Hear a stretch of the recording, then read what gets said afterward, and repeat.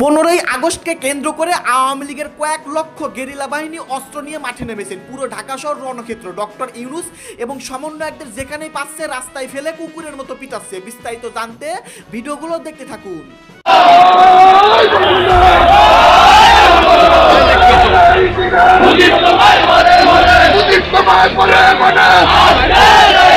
আওয়ামী লীগ নেতাকর্মী দলের একটা আদর্শ আছে, আমি একটা দলের সাপোর্ট করি, আমার দলের একটা আদর্শ আছে। নামক হকিন্নির পোলারা রাতারাতি ধনী, এরা আমাদের আবেগ নিয়ে খেলা করেছে, এরা আমাদের চেতনাকে বিক্রি করেছে, 24-এর গণঅভ্যুত্থান চুরি করেছে এই এনসিপি নামক এই যে বাটপার সংগঠনটি। এর সাথে মিশে ফেলেও ওই বাড়িটিকে এত ভয় কেন? ভয় কি আসলে পোড়া বাড়িটিকে নিয়ে, নাকি ওই পোড়া বাড়িটি যে মানুষটির জন্য বিখ্যাত? কি হলো 15ই আগস্টের সেই গত রাত জুড়ে, সারা রাত জুড়ে বিকেল থেকেই যে পরিস্থিতি তৈরি হয়েছিল। দর্শক আসসালামু আলাইকুম। আজকের ভিডিওটি খুবই গুরুত্বপূর্ণ, না টেনে আপনারা সম্পূর্ণ দেখবেন। সম্মানিত দর্শক শ্রোতা, 15ই আগস্টকে কেন্দ্র করে জুম্মার নামাজের পরে বা দুপুরের পরে আওয়ামী লীগের কয়েক লক্ষ নেতাকর্মী অস্ত্র নিয়ে মাঠে নেমেছে। প্রিয় দর্শক, সমন্বয়কদের যেখানেই পাচ্ছে সেখানেই কুত্তার মতন পিটাচ্ছে। প্রিয় দর্শক, এইদিকে ডক্টর মোহাম্মদ ইউনূসের বিদায় ঘন্টা বেজে উঠেছে, কারণ আওয়ামী লীগের নেতাকর্মী দ্বিগুণ শক্তি নিয়ে ফিরেছে। জয় বাংলা, জয় বঙ্গবন্ধু বলে সচিবালয়ের দিকে, যমুনার দিকে এগিয়ে আসতেছে। প্রিয় দর্শক, আজকের ভিডিওটি দেখলেই আপনারা সমস্ত কিছু বুঝতে পারবেন আওয়ামী লীগ অস্ত্র শস্ত্র নিয়ে গেরিলা বাহিনী কিভাবে তাণ্ডব চালাচ্ছে ঢাকা শহরে। তো দর্শক, বেশি কথা না বাড়িয়ে আমরা সরাসরি মূল ভিডিওতে চলে যাই। আপনারা মনোযোগ সহকারে বিস্তারিত ভিডিওগুলো সম্পূর্ণ দেখতে থাকুন।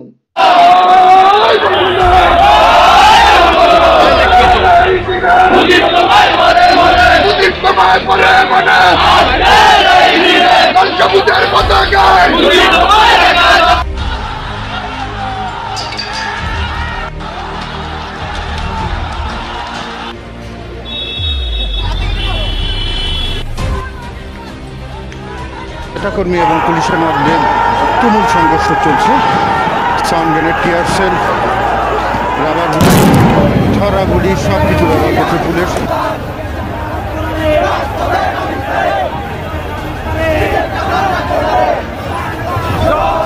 নেতাকর্মীরা মিছিল নিয়ে আমাদের পুলিশের উপর আক্রমণ করে, পুলিশকে আহত করে। 15ই আগস্ট বঙ্গবন্ধুর শাহাদাত বার্ষিকীতে পুলিশের বাধা। ধানমন্ডি 32-এ পুলিশের সঙ্গে চলছে আওয়ামী লীগ ও ছাত্রলীগের ত্রিমুখী সংঘর্ষ। রাত থেকেই ধানমন্ডি 32 ব্যারিকেড দিয়ে রেখেছিল ইউনূস প্রশাসন। এতেও কাজ হয়নি। সকালে ধানমন্ডির উদ্দেশ্যে আওয়ামী লীগ ও ছাত্রলীগের নেতা কর্মীরা মিছিল নিয়ে বের হলে পুলিশের বাধার মুখে পড়েন তারা। এক পর্যায়ে পুলিশের সাথে চলে আওয়ামী লীগ ও ছাত্রলীগের ত্রিমুখী সংঘর্ষ। সেই সংঘর্ষে বেশ কয়েকজন পুলিশ গুরুতর আহত হয়। ধানমন্ডি 32-এর রাজপথ যেন পুরো রণক্ষেত্র। নেতা কর্মীদের জয় বাংলা স্লোগানে মুখর রাজপথ। ধানমন্ডির রাজপথ আওয়ামী লীগ ও ছাত্রলীগ নেতা কর্মীদের দখলে। এবার হয় এসপার নয় অসপার। Sound grenade, tear shell, rubber ছড়াগুলি সব কিছু ব্যবহার করছে পুলিশ।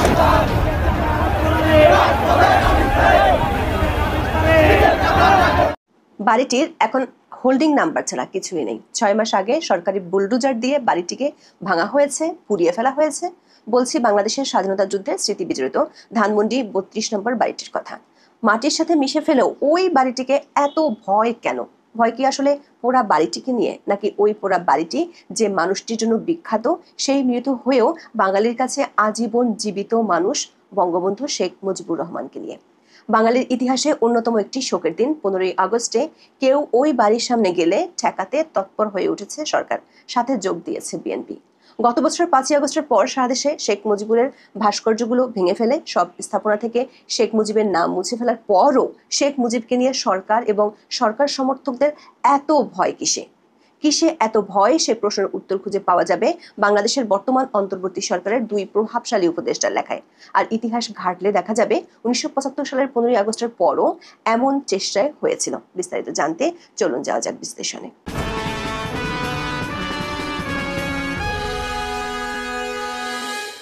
15ই আগস্ট বঙ্গবন্ধু শেখ মুজিবুর রহমানের 50তম প্রাণ দিবস। 1975 সালের এই দিনে বঙ্গবন্ধুকে সপরিবারে নির্মমভাবে হত্যা করা হয়। রচিত হয় ইতিহাসের এক কলঙ্কিত অধ্যায়। ঘাতকরা শুধু বঙ্গবন্ধুকেই হত্যা করেনি, তাদের হাতে একে একে প্রাণ হারিয়েছেন বঙ্গবন্ধুর সহধর্মিণী বেগম ফজিলাতুন্নেসা মুজিব, বঙ্গবন্ধুর সন্তান শেখ কামাল, শেখ জামাল ও শিশু রাসেল সহ পুত্রবধূ সুলতানা কামাল ও রোজি জামাল। পৃথিবীর এই জঘন্যতম হত্যাকাণ্ড থেকে বাঁচতে পারেননি বঙ্গবন্ধুর অনুজ শেখ নাসের, ভগ্নিপতি আব্দুর রব সেনিয়াবাদ এবং তার ছেলে আরিফ ও সুকান্ত বাবু, মেয়ে বেবি, বঙ্গবন্ধুর ভাগ্নে মুক্তিযুদ্ধের সংগঠক শেখ ফজলুল হক মনি, তার অন্তঃসত্ত্বা স্ত্রী আরজুমনি এবং আব্দুল নাইম খান জিন্টু ও কর্নেল জামিল সহ পরিবারের 16 জন সদস্য ও ঘনিষ্ঠজন।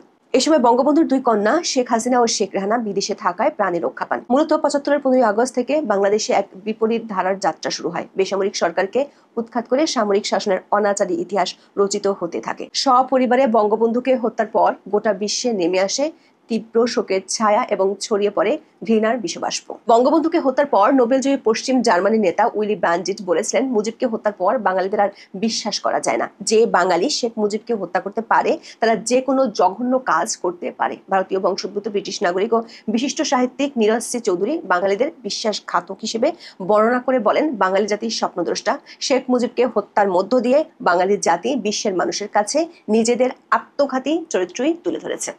1975 সালের 16 আগস্ট লন্ডন থেকে প্রকাশিত ডেইলি টেলিগ্রাফ পত্রিকায় বলা হয়েছে, বাংলাদেশের লাখ লাখ লোক শেখ মুজিবের জঘন্য হত্যাকাণ্ডকে অপূরণীয় ক্ষতি হিসেবে বিবেচনা করবে।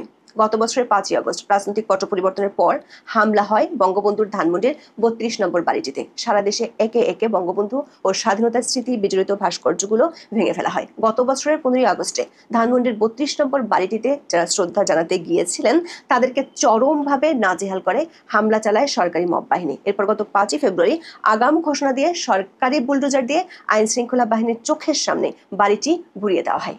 এই বাড়ি থেকে বাংলাদেশের মুক্তি সংগ্রামের সাথে সম্পর্কিত প্রতিটি আন্দোলনের রূপরেখা তৈরি হয়েছিল। এই বাড়িটি থেকে সব নির্দেশনা দিতেন বঙ্গবন্ধু শেখ মুজিবুর রহমান। বর্তমান অন্তর্বর্তী সরকারের আমলে সবচেয়ে বেশি অপদস্থ হয়েছে এদেশের স্বাধীনতা যুদ্ধ, তার ইতিহাস, এমনকি মুক্তিযোদ্ধারা। অধ্যাপক ইউনূসের অন্তর্বর্তী সরকারের মনে হয়তো এক অজানা আশঙ্কা সবসময় কাজ করে। 32 নম্বর বাড়ি হয়তো বাংলাদেশের মানুষের মনে 71-এর স্বাধীনতার চেতনাকে আবার জাগিয়ে তুলবে, যেটি তারা গত 1 বছর ধরে দমন করে রাখতে চেয়েছেন। ধানমন্ডির 32 নম্বর বাড়িটির এখন হোল্ডিং নাম্বারটা ছাড়া কিছুই নেই। বছর ঘুরে 15 আগস্ট আসতে না আসতেই সরকারের মনে সেই 32 নম্বর নিয়ে শঙ্কা জাগলো। সরকার প্রেস সেক্রেটারি নব্য ফেসিবাদী বয়ান দিলেন, কেউ 32 নম্বরে যেতে পারবে না। এরই মধ্যে আওয়ামী লীগ সমর্থিত একটি অনলাইন গ্রুপ থেকে ঘোষণা আসলো, ফানুস উড়াবে তারা। সরকার এক অনলাইন ঘোষণায় ভয় পেয়ে গেল। ডিএমপি জারি করলো ফানুস উড়ানোর নিষেধাজ্ঞা। তবে সরকার ভয়কেও ছাড়িয়ে গেছে বিএনপির কর্মকাণ্ড। 14 আগস্ট সারাদিন ধরে পুলিশ 32 নম্বরের রাস্তাটি বন্ধ করে রেখেছিল, কেউ যাতে জড়ো হতে না পারে সেজন্য আগে থেকে কড়া সতর্কতায় ছিল অধ্যাপক ইউনূসের পুলিশ বাহিনী। কিন্তু সন্ধ্যা হতে না হতেই সে বাধা শিথিল হয়ে যায় বিএনপির জন্য। বিএনপির কয়েকজন নেতাকর্মী মিছিল করে, সেখানে তারা ছাত্রলীগ সন্দেহে এক শিবির নেতাকে উত্তম মধ্যম দেয়। গত বছরের মতোই 32 নম্বরের সামনে মবের রাজত্ব কায়েম করে বিএনপি সমর্থিত লোকজন। আওয়ামী লীগ সন্দেহে তারা কয়েকজনকে পুলিশেও দেয়। প্রশ্ন হলো, সরকার এবং বিএনপির 32 নম্বরের পোড়া বাড়িটির প্রতি এত ভয় কেন? পোড়া বাড়িটির প্রতি ভয় নাকি বাড়িটির মানুষটির প্রতি ভয়? বঙ্গবন্ধুর প্রতি ভয় কেন সেটি বোঝার জন্য কোনো আওয়ামীপন্থী লেখকের দ্বারস্থ হওয়ার দরকার নেই। চলুন দেখে আসি বর্তমান অন্তর্বর্তী সরকারের কয়েকজন উপদেষ্টা বঙ্গবন্ধুকে কেন বাঙালি জাতির জন্য মহামানব আর তার বিরোধীরা কেন তাকে এত ভয় পায় সে সম্পর্কে কি বলেছেন। আলী ইমাম মজুমদার অন্তর্বর্তী সরকারের খাদ্য উপদেষ্টা। তিনি 2017 সালের 4 আগস্ট দৈনিক প্রথম আলোতে একটি কলাম লিখেছিলেন, যার শিরোনাম ছিল বঙ্গবন্ধুকে নিয়ে ভীতি সৃষ্টি কেন। সেই কলামের শুরুটা ছিল এমন, বঙ্গবন্ধু শব্দের আগে পরে অন্য কোনো বিশেষণ যোগ করতে হয় না। ব্যক্তি বঙ্গবন্ধু আমাদের মধ্যে নেই, কিন্তু রয়েছে তার অমর কীর্তি। এদেশের কোটি কোটি মানুষ তাকে অন্তর থেকে ভালোবাসে। বাংলাদেশ রাষ্ট্রের অভ্যুত্থার পেছনে 30 লাখ শহীদের রক্ত এবং কয়েক কোটি মানুষের নানা ধরনের ত্যাগ রয়েছে। এই পথযাত্রায় সর্বশ্রেষ্ঠ সংগঠক ও নেতা ছিলেন বঙ্গবন্ধু। তিনি জাতির পিতা, এটা কেউই ভুলতে পারে না। তার রেখে যাওয়া দলটি কিংবা এর কোনো অঙ্গ সংগঠনের নেতা কর্মীর বাড়াবাড়ি যাই থাকুক না কেন, বঙ্গবন্ধু স্থান করে নিয়েছেন এসব কিছুর ঊর্ধ্বে। বঙ্গবন্ধুকে স্মরণ করার ক্ষেত্রে বাংলাদেশের মানুষ কতটা আলাদা সেটিও লিখেছিলেন আলী ইমাম মজুমদার। বলেছিলেন, ভারতে মহাত্মা গান্ধীর খুনি নথুরাম ওয়ার্সে ফাঁসি হওয়ার দিনটিকে একটি প্রভাবশালী সংগঠন শহীদ দিবস হিসেবে পালন করে, কিন্তু বাংলাদেশে বঙ্গবন্ধুর অবস্থান দলমত, জাতি, ধর্ম ও শ্রেণী বিভাজনের ঊর্ধ্বে। এটাকে আড়াল করার প্রচেষ্টা চলেছিল দীর্ঘ 21 বছর, কিন্তু দেয়াল ভেঙে মহাপরাক্রমে জাতির জীবনে প্রতিষ্ঠিত হয়েছে অশরীরী বঙ্গবন্ধু। মানুষ তাকে আপনভাবে সম্মান করে ও ভালোবাসে, কিন্তু ভয় পায় না। তবে আলিমা মজুমদারকে কয়েকশো গুণ ছাড়িয়ে গিয়েছিলেন আইন উপদেষ্টা অধ্যাপক আসিফ নজরুল। 2020 সালের 17 মার্চ বঙ্গবন্ধুর জন্মদিনে আসিফ নজরুল বঙ্গবন্ধুকে নিয়ে অনবদ্য কবিতাই রচনা করেছিলেন, শেয়ার দিয়েছিলেন ফেসবুকে, লিখেছিলেন, প্রিয় বঙ্গবন্ধু, আমার ভালোবাসা নিন, আমি আপনাকে ভালোবাসি। দর্শক, আপনার হয়তো নিজের কানকেও অবিশ্বাস্য মনে হতে পারে, আসিফ নজরুল সত্যিই বলেছিলেন তিনি বঙ্গবন্ধুকে ভালোবাসেন। তিনি আরো লিখেছিলেন, বঙ্গবন্ধু, আপনাকে ভালোবাসতে হলে আওয়ামী লীগ হওয়ার প্রয়োজন নেই লোভী হওয়ার কিংবা ভীতু হওয়ার, একচোখা বা মন গড়া ইতিহাস গড়ার। তাহলে কি লাগে বঙ্গবন্ধুকে ভালোবাসতে? সে উত্তরও তিনি দিয়েছিলেন। তার সেই কবিতায় লিখেছিলেন, আপনাকে ভালোবাসতে গেলে লাগে কিছুটা বিবেক, কিছুটা যুক্তিবোধ, নিজের মানচিত্র চেনা আর সামান্য একটু মনুষ্যত্ববোধ। দর্শক, এই প্রশ্ন তো তাহলে আসতেই পারে, 5 ফেব্রুয়ারি যখন ধানমন্ডি 32 নম্বর বাড়িটি সরকারি বুলডোজার দিয়ে ভাঙা হচ্ছিল, তখন আসিফ নজরুলদের মধ্যে মনুষ্যত্ববোধ আর কিছুই বাকি ছিল কিনা? তারা কি তখন সকল যুক্তিবোধ ভুলে গিয়েছিলেন? নিজের বলে দাবি করা বাংলাদেশের মানচিত্রটাকে নিশ্চয়ই তারপর থেকে আর চিনতে পারছেন না। আসিফ নজরুল সেই কবিতায় বঙ্গবন্ধুকে স্মরণ করে লিখেছিলেন, আপনি তুলনাহীন আত্মত্যাগে, সাহসে আর দেশপ্রেমে, কারণ আপনি না জন্মালে সেদিন স্বাধীন হতো না বাংলাদেশ, আর আমিও আজকে থাকতাম না আমার জায়গায়, আমরা কেউ থাকতাম না আমাদের জায়গায়। আসিফ নজরুলরা উপদেষ্টা হয়েছেন বাংলাদেশ সরকারের, সেই দেশটির জন্মের পিছনে সবচেয়ে বেশি অবদানই বঙ্গবন্ধুর, সেই স্বীকারও করেছিলেন আসিফ নজরুল। দর্শক, আপনার মনে হতে পারে একবার ভুল করে আসিফ নজরুল হয়তো কবিতাটি লিখে ফেলেছিলেন কিনা, তবে তিনি আরো লিখেছিলেন। দৈনিক প্রথম আলোতে 2020 সালের 16 আগস্ট অধ্যাপক আসিফ নজরুলের একটি কলাম ছাপা হয়, যার শিরোনাম ছিল, কেন ভালোবাসি বঙ্গবন্ধুকে। বঙ্গবন্ধুর সব অবদানের কথা তিনি ওইখানে তুলে ধরেছিলেন। এমনকি বাংলাদেশ স্বাধীন হওয়ার পর শাসক হিসেবে বঙ্গবন্ধুর যে সমালোচনা, তারও তিনি প্রতিবাদ করেছিলেন সেই লেখায়। লিখেছেন, আমাদের সমস্যা হচ্ছে আমাদের অনেকে বঙ্গবন্ধুকে ঠিকভাবে মূল্যায়ন করতে পারি না। একদল তার মূল্যায়ন করে স্তাবক বা পূজারীর দৃষ্টিকোণ থেকে, আর একদল প্রবল ক্রোধ নিয়ে। মুক্ত মন নিয়ে দেখলে দেখা যাবে শাসক হিসেবে যেসব ভুল তিনি করেছেন তা খুব অনভিপ্রেত হলেও অস্বাভাবিক ছিল না তখনকার প্রেক্ষাপটে। নেতা হিসেবে যে মুক্তির দুয়ার তিনি খুলে দিয়েছিলেন এদেশের কোটি কোটি মানুষের জন্য, 50 বছরে যে যাত্রাপথের ভিত্তি তিনি গড়ে দিয়েছেন একটি জাতির জন্য, সেজন্য হলেও এমন ভালোবাসার দৃষ্টি আমাদের সবার থাকতে পারে।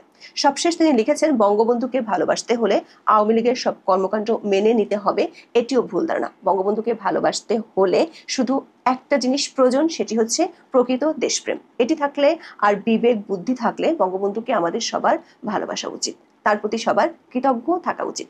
অধ্যাপক ইউনূস সরকারের সেই কৃতজ্ঞতা নেই। এমনকি আসিফ নজরুল যেই দলটির প্রতি গুণমুগ্ধ, সেই বিএনপিরও নেই। অধ্যাপক আসিফ নজরুলরা রাতারাতি যেভাবে পাল্টে গেছেন, ঠিক একই রকম চিত্র দেখা গিয়েছিল 1975 সালের 15 আগস্টের পর। বিবিসি বাংলার এক খবরে বলা হয়েছিল, 1975 সালের 15 আগস্ট বাংলাদেশের প্রতিষ্ঠাতা রাষ্ট্রপতি বঙ্গবন্ধু শেখ মুজিবুর রহমানকে সপরিবারে হত্যার পর দেশের কোনো প্রচার মাধ্যম, এমনকি চলচ্চিত্র তার নাম বা ছবি প্রকাশ হতে দেখা যায়নি। তৎকালীন সরকারি প্রচার মাধ্যমের কর্মকর্তাদের সঙ্গে কথা বলে জানা গেছে, শেখ মুজিবকে হত্যার পর এবং 1996 সালে আওয়ামী লীগের সরকার গঠনের আগ পর্যন্ত যারা ক্ষমতায় ছিলেন তারা নানাভাবে ইতিহাস থেকে তার নাম মুছে ফেলার চেষ্টা করেন। এনসিপি নামক হকিন্নির পোলারা রাতারাতি ধনী, এরা আমাদের আবেগ নিয়ে খেলা করেছে, এরা আমাদের চেতনাকে বিক্রি করেছে, 24-এর গণঅভ্যুত্থান চুরি করেছে এই এনসিপি নামক এই যে বাটপার সংগঠনটি। আওয়ামী লীগের খেদাই দিয়ে আপনারা এখন চাইতেছেন এনসিপি চাঁদাবাজি করুক না, এরা পালাবে কোথায়? শুক্র 3 দিন আমি জনগণকে বলবো, আপনারা ঝাড়ু জুতা যার কাছে যা আছে তা নিয়ে দৌড়ানি দিবেন। কারণ 1 বছর ক্ষমতার চেয়ারে বসে এখন পদত্যাগ করবে, এখন কাউরে পদত্যাগ করতে দেওয়া হবে না। হয় ক্ষমতার চেয়ারে বসে থেকে ভালো মানুষের মতো দেশ চালাতে হবে, না হলে দৌড়ানি খেতে হবে। দেশের জনগণকে বলবো, যে আসন থেকে নির্বাচনের করার ঘোষণা দিবে সেই আসনে একটা দুর্গ গড়ে তুলবেন, তাদেরকে দৌড়ানি দিবেন, ওই আসনে কোনোভাবেই যেন তারা পা না রাখতে পারে। কোন গাধাই বলেছিল তাদেরকে উপদেষ্টা প্যানেলে বসার জন্য? কে বলেছিল উপদেষ্টার চেয়ারে বসার জন্য? কে বলেছিল দেশের জনগণের সাথে তামাশা করার জন্য? একটা নির্বাচনের প্রস্তুতি নেওয়া, নির্বাচন ব্যবস্থা করার সরকারের চেয়ারে বসে নিজেরাই নির্বাচন করতে চায়, বাবাকে দিয়ে নির্বাচন করাতে চায়, ভাইকে দিয়ে নির্বাচন করাতে চায়। এই ধরনের বাটপার যারা আছে, এরা যদি উপদেষ্টা প্যানেলে থাকে, এদের ফুলের মালাও ইউনূস সাহেবের গলায় যাবে, আর অন্য কোনো অপমানের মালাও যদি থাকে, আমি নাম উল্লেখ করছি না, সেই মালাও ইউনূস সাহেবের গলায় যাবে। সিদ্ধান্ত নিতে হবে ডক্টর ইউনূস সাহেবকে, আপনি কোন মালা নেবেন, অপমানের মালা না ফুলের মালা, সিদ্ধান্ত আপনাকে নিতে হবে। যদি ভুল করেন এই ভুলের খেসারত আপনাকে দিতে হবে। কাজেই বুঝে শুনে তারপরে সিদ্ধান্ত নেবেন, অন্যথায় এদেশের জনগণ আপনাকে মেনে নেবে না। আপনাকে বিশ্বাস করে ক্ষমতার চেয়ার দেওয়া হয়েছিল, সেই বিশ্বাসঘাতকতা যদি আপনার কোনো উপদেষ্টা করে, সেই পুরা দায়ভার আপনাকে নিতে হবে। সেটা যেই হোক, আসিফ মাহমুদ সজীব ভুইয়া হোক, নাহিদ হোক, কিংবা আরো যে মাস্টার মাইন্ড নামক আরেক গাধা আছে, সেই গাধা যদি থাকে, তারপরেও বলছি কোনো গাধাকে সুযোগ দেওয়া হবে না। উপদেষ্টা চেয়ারে কেউ ছিল, প্যানেলে ছিল কিংবা আছে, পদত্যাগ করবে, এই ধরনের কেউ যদি নির্বাচনে আসে, এদেশের মানুষ তাদেরকে দৌড়ানি দিবে। আমি তাদেরকে বলবো আপনাদের ঘরে জুতা ঝাড়ু যা আছে তাই নিয়ে দৌড়ানি দিবেন, আর কিছু লাগবে না। আওয়ামী লীগকে আমরা ঝাড়ু দিয়ে দৌড়ানি দিচ্ছি না, আওয়ামী লীগকে জুতা দিয়ে দৌড়ানি দিচ্ছি না, ওই একই জিনিস আবার প্রয়োগ করবেন, দ্বিধাবোধ করবেন না।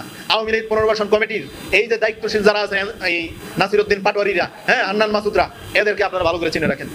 এরা আমাদের আবেগ নিয়ে খেলা করেছে, এরা আমাদের চেতনাকে বিক্রি করেছে, 24-এর গণ-অভ্যুত্থানের চেতনা চুরি করেছে, 71-এর স্বাধীনতা চুরি করেছিল আওয়ামী লীগ, 24-এর গণ-অভ্যুত্থান চুরি করেছে এই এনসিপি নামক এই যে বাটপার সংগঠনটি, যারা রাতের বেলায় এক কথা বলে, রাতের বেলায় কি খায় আর দিনের বেলায় কি করে, দুইটার মধ্যে কোনো মিল নাই। একদম সত্য কথা, আওয়ামী লীগ পালানোর পথ পেয়েছে, এরা পালাবে কোথায়?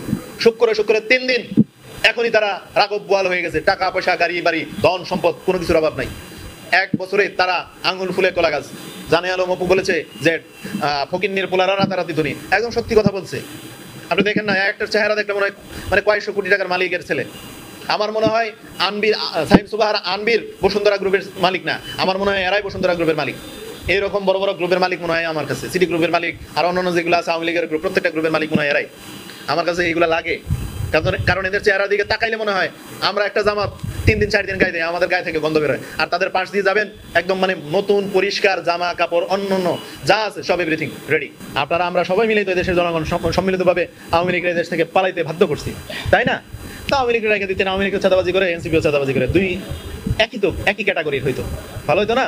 আপনারা সেটা করলেন না, আওয়ামী লীগের খেদাই দিয়ে আপনারা এখন চাইতেছেন এনসিপি চাঁদাবাজি করুক না। যে চাঁদাবাজ মুক্ত, বৈষম্য মুক্ত আমরা সমাজ রাষ্ট্র গঠনের মানে চেয়েছিলাম, যেটা স্বপ্ন দেখেছিলাম, সেই স্বপ্ন এখন দুরিশাত হয়ে যাবে, আর আমরা চুপ করে বসে থাকবো? 24-এর গণ-অভ্যুত্থানে যে জীবন দিয়ে এতগুলো মায়ের সন্তান হারিয়ে এ দেশটাকে দ্বিতীয়বারের মতো মুক্ত করা হলো ফ্যাসিস্টের, হ্যাঁ, সেটাকে কি মানে আপনারা অস্বীকার করবেন? 71-এর স্বাধীনতার সময় এই যে এতগুলো মায়া বোনের ইজ্জত, এতগুলো আমাদের বাবাদের জীবন ত্যাগের বিনিময়ে স্বাধীনতা পেয়েছি, সেই স্বাধীনতা ফিরানোর জন্য আপনারা এত কিছু করলেন, আর 24-এর পরে এসে আপনারা বলতেছেন তাদের হক। এটা তো বাটপারি কথা ভাই। আমার মনে হয় এই লোক এনসিপিতে যোগ দিয়েছে হঠাৎ করে, এখন এনসিপির বিপক্ষে কথা বলার মতো সক্ষমতা নাই, সেই জন্য একটু পক্ষেই কোন রকম ভাবে মেরে দিয়েছে। প্রিয় দর্শক, আশা করতেছি বিস্তারিত ভিডিওগুলো আপনারা সম্পূর্ণ মনোযোগ সহকারে শুনেছেন এবং দেখেছেন। প্রিয় দর্শক মণ্ডলী, দেশের চলমান পরিস্থিতি সম্পর্কে নতুন করে কিছুই বলার নেই। আপনারা সকলেই জানেন গতকাল রাত থেকে 15ই আগস্টকে কেন্দ্র করে রণক্ষেত্র পরিণত হয়েছে ঢাকা শহর। আওয়ামী লীগ দ্বিগুণ শক্তি নিয়ে রাজপথে নেমেছেন এবং আওয়ামী লীগ অস্ত্র নিয়ে মাঠে নেমেছেন। আওয়ামী লীগের প্রশিক্ষিত গেরিলা বাহিনী কঠিন দ্বিগুণ ভাবে খেপে গেছে। প্রিয় দর্শক, ডক্টর মোহাম্মদ ইউনূস এবং সমন্বয়কদের শেষ রক্ষা হবে না। যাই দর্শক, আজকে ভিডিওতে যে আলোচনা শুনতে পারলেন, যে প্রতিবেদন দেখতে পারলেন, এই সম্পর্কে আপনাদের মতামত ভিডিওর কমেন্টে অবশ্যই লিখে জানিয়ে দিবেন। প্রিয় দর্শক, ভিডিওটি এখানে শেষ করছি। দেখা হচ্ছে খুব শীঘ্রই নতুন আপডেট নিউজ নিয়ে। সকলে ভালো থাকবেন, ধন্যবাদ।